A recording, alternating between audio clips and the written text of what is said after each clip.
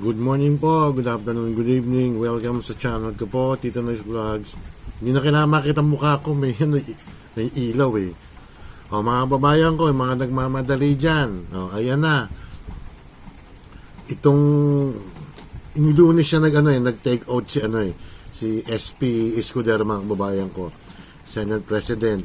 O ayan na, matutuloy na mga babayan ko. At itong araw na to ata, kaninang kahapon kasi Martes ngayon, nag-take out na yung mga senator judge, mga kababayan ko. 19 Congress yun ha. What I know, baka isabay na rin yung mga baguhan. Sila Marcoleta, sino pa ba? Ang mga datihan pa, si Lacson, si Soto, si Erwin Tulfo, sino ba mga nanalo? Yan, si Kiko. Ay, wala tayong magagawa, panalo siya talaga eh. Panalo si Kiko, mga kababayan ko eh. At saka si Bam Aquino, at saka yung mga iba pang mga senador mga nanalo dyan. Kaya matutuloy na mga kababayan ko. At sa Wednesday, bukas, iko-convene na ang impeachment trial court. Ayan na mga kababayan ko. Lang naman mga kababayan ko yan eh. Para wala masabi yung mga nagmamadali dyan, yung mga prosecutor dyan, ay ihanda nyo yung mga basura yung mga ebidensya. Di umano ang sabi nila dun sa impeachment complaint, betrayal of public trust, mga babayan ko.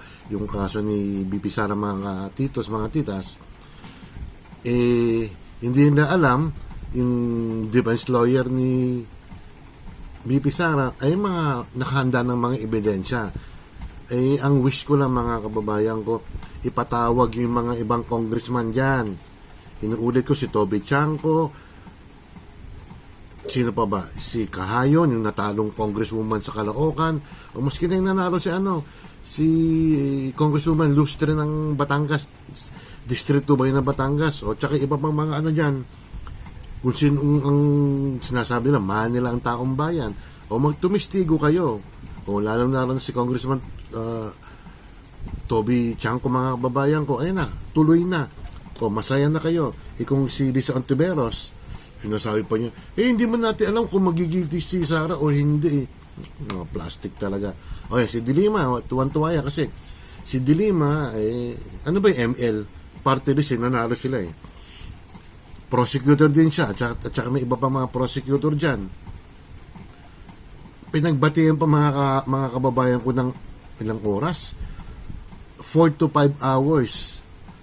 Ayan, pinagbatihan pa mga kababayan ko na kung matutuloy ba yan impeachment. Ayan na, walang nag-disagree na i-convene na bukas sa Wednesday, at itong Martes na to, magti-take out na yung mga senador dyan.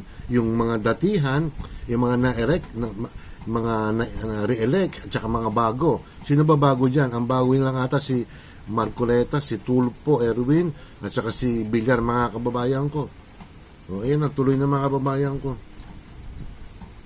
Hindi tuwan-tuwa na si Romaldes niya, mga titos, mga titas.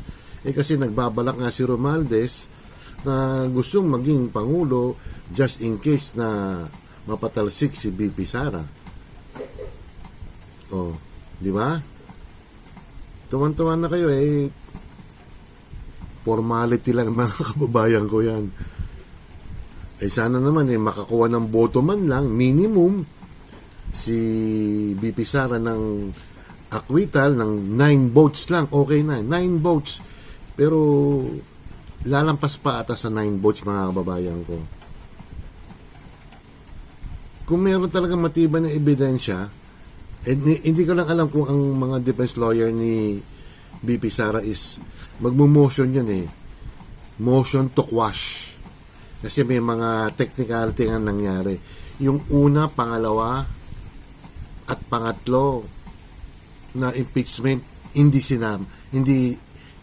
dinala sa Senado. Ang dinala complaint, yung pang-apat po, or I don't know kung pang-apat o pang-5.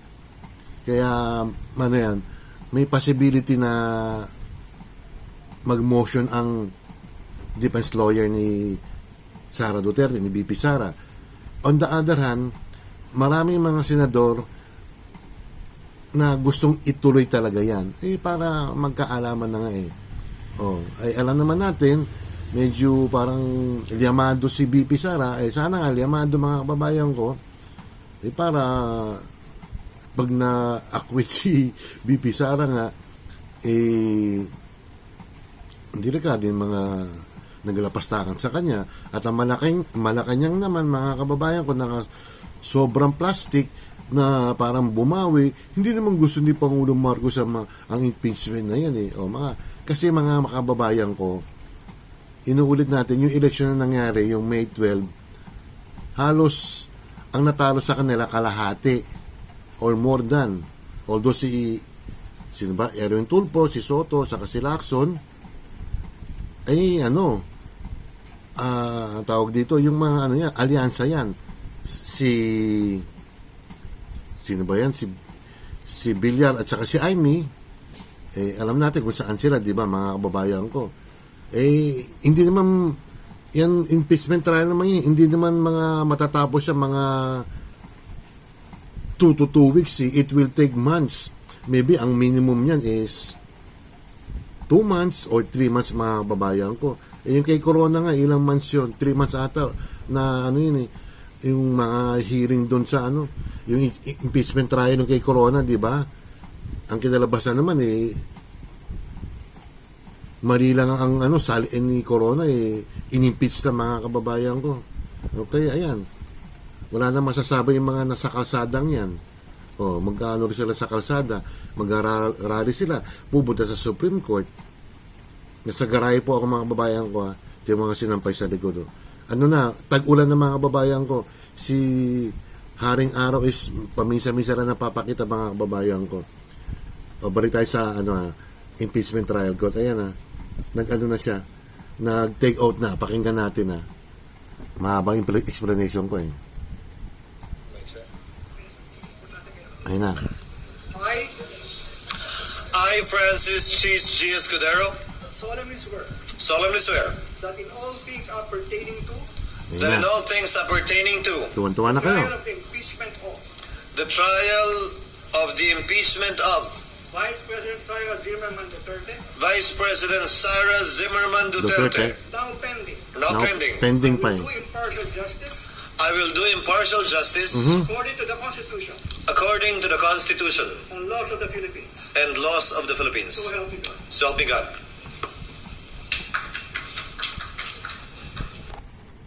Yan ang mga kababayan ko. Talagang tuloy-tuloy na mga titos ang impeachment trial. Formality na lang ang mangyayari dyan.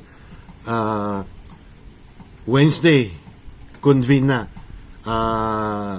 Isiset na nila kung, kasi i-schedule nila kung kailan mag-uumpisa. Kailangan siguro magharapan ng defense at saka ang mga prosecutor. Hindi lang iisang maghaharapan niya, mga kababayan ko. Kailangan pakinggan ng both side. Again, mabuti yan para magkaalaman na. Ituloy na impeachment na yan. Para malay mo, maging presidente si Romualdez pag na-acquit, pero wala mo maging presidente yan. Shoutout na lang sa mga kaibigan ko dyan, sa mga napintas. At isa lang babatiin ko po, birthday na kamukha ni Winnie Santos, si Itchel Blanc, mga kababayan ko. At yung artistahin dyan, kumusta kayo dyan? Salamat po, mag-iin kayo at medyo relax lang tayo. Magtrabaho din tayo kahit may mga impeachment na mga ganyan. Tuloy pa rin ang buhay. Whether ma-acquit o mag-guilty pero wala mong mga guilty yun. Yun lang, mga kababayan ko, ingat po kayo. Bye, salamat.